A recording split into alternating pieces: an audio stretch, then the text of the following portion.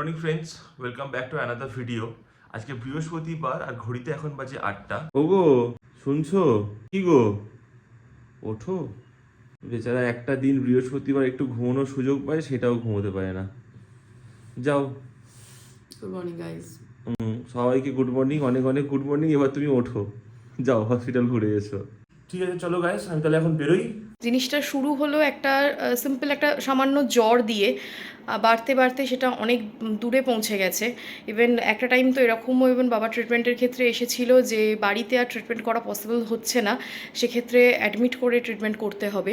কিন্তু আমরা সেই ডিসিশনটাকে একটু হোল্ডে ফেলে দিয়ে আরও ডাক্তারের ওপিনিয়ন নিই। আজকের ডক্টর ভিজিটের ওপর অনেক কিছু ডিপেন্ড করছে, মানে এরপর কীরমভাবে কী ট্রিটমেন্ট হবে, হলে কোথায় হবে, সমস্ত কিছু।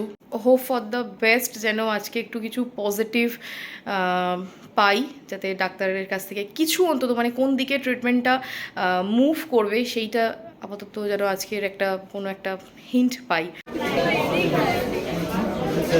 একটু আগে বাড়ি এলাম অফিস থেকে, সেইভাবে কোনো ভিডিও নিতে পারিনি কাজের জন্য। সুস্মিতার তো আজকে সারাটা দিন আজকে কাটলো হসপিটালে। ওর বাবার শরীরটা খুব একটা ভালো না, তো বলতে না বলতেই পাশ থেকে এসে গেছে। তো সারাদিন হসপিটাল ঘর করে মুখ পুরো শুকিয়ে গেছে ওর। আর ও বাড়িতে যাবো এখন, একটু আমরা মানে ওর বাবাকে একটু দেখতে যাব, কেমন আছে না আছে সেটা একটু। না, এমনি বাবা ঠিকই আছে, কিন্তু ওটিটা এখন হওয়াটা সেটাই, কারণ নেক্সট উইক বাবার ওটিটা হওয়ার কথা আছে। সবাই আজকে মানে এখন বাড়িতে ভীষণ টেনশনের মধ্যেই আমরা আছি যে কি হবে না হবে। আসলে বাড়ির যে বড় থাকে না, সে যদি অসুস্থ হয়ে পড়ে সবাই বাড়িতে সবাই ভীষণভাবে এফেক্ট হয়। ঠিক আছে, এত চাপ নিস না, সব ঠিক হয়ে যাবে। আর দেখা যাক, আবার এর মাঝখানে কালকে দেবজিতের বার্থডেও, তো সেটাও আমাদের যে সেলিব্রেট হবে তারও কোনো আর তো কিছুই নেই। পুরো বয়সে জন্মদিন পালন করে লাভ নেই। ও ঠিক আছে, আগে শ্বশুর মশাইকে সুস্থ করি, জন্মদিন কদিন পরে সেলিব্রেট করি।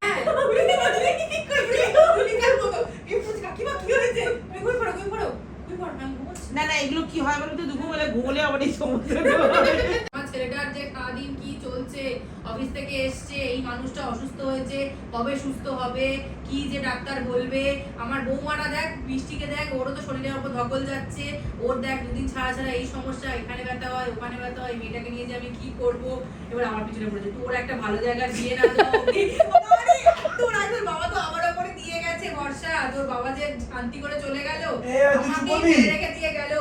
আমি গিয়ে দুটো চোখ বন্ধ করবো, তোর একটা বিয়ে দেবো, আর বৃষ্টির একটা বাচ্চা হবে, দেখে যাবো। আমার তো এই অবস্থা। বাচ্চাটা যদি তাড়াতাড়ি হয়ে যায়, আমি একটু মানুষ করে দিতে পারবো। তোর বাচ্চা কাচ্চা বিয়ে হয়ে যাওয়ার পর নিয়ে নিবি, তাহলে আমি তো ওই দেখেই দু চোখ বুঝে নেবো। বিয়ের আগেই নিয়ে নিবি। আজকে আমরা এসেছি, সবাই এর সাথে বসে গল্প করছে, মানে এমনভাবেই গল্প করছে, দেখো মনে হচ্ছে নিজের সমস্ত কষ্টটাই যেন ভুলে গেছে। আমারও এই বাড়িতে এসে বেশ একটু ভালো লাগছে। সকাল থেকে এত টেনশন হচ্ছিল, হসপিটাল যাওয়া এই করা, প্রচণ্ড টেনশন লাগছিল। এখন সত্যিই একটু বেশ ভালো লাগছে। তো এই সবেমাত্র আমরা বাড়ি এলাম, ওখান থেকে বেরোনোর সময় আর কোনো কিছু রেকর্ড আমি করিনি। বার্থডে বয় জন্মদিন হলো না, বার্থডে বয়ের শ্বশুর অসুস্থ, তাই জন্য সে এবারে ঠিক করেছে জন্মদিন পালন করবে না। খাওয়া দাওয়া কমপ্লিট করে আমরা প্রায় শুয়েই পড়েছিলাম। হঠাৎ করে দেখি রাত্রিবেলা দুম করে দরজায় আওয়াজ হচ্ছে আর বেল পড়ছে। দরজাটা খুলে দেখি সুব্রত পিঙ্কি এসছে পিকুকে নিয়ে, হাতে একটা কেক নিয়ে। আমি বলেছিলাম সেলিব্রেট করব না, কিন্তু ওরা আমাকে ছাড়বে না, তো সেলিব্রেট আলটিমেট আমাকে দিনের শেষে সেই করতেই হলো। আর সুব্রত পিঙ্কি আমার জীবনে এমন একটা বন্ধু, যারা মানে সুবিধা অসুবিধা যে কোনো সিচুয়েশানে লাইফে সবসময় আমার পাশে থেকেছে। তাই ওরা দুজন সত্যিই আমার কাছে খুব স্পেশাল। তাই ওদেরকে না করতে না পেরে শেষ অবধি আমাকে জন্মদিনটা পালন করতেই হলো। আর তোমরা দেখতেই পাচ্ছ আমাকে কিভাবে ভূত বানিয়েছে। আমরা ভিডিওটা বন্ধ করে দিয়েছিলাম, আর দেবজিতের তো তোমাদের যেমন বললাম যে আমাদের সত্যিই মন মেজাজ খারাপ ছিল বাবার ওরকম অবস্থা বলে, কিন্তু সুব্রতদা পিঙ্কি ওরা কেক নিয়ে এসে 12টার সময় হাজির, আর সঙ্গে হলো সেলিব্রেশন। এই যে আরেকজন আনএক্সপেক্টেড ছিল একদম, এটা সত্যি একদম আনএক্সপেক্টেড ছিল।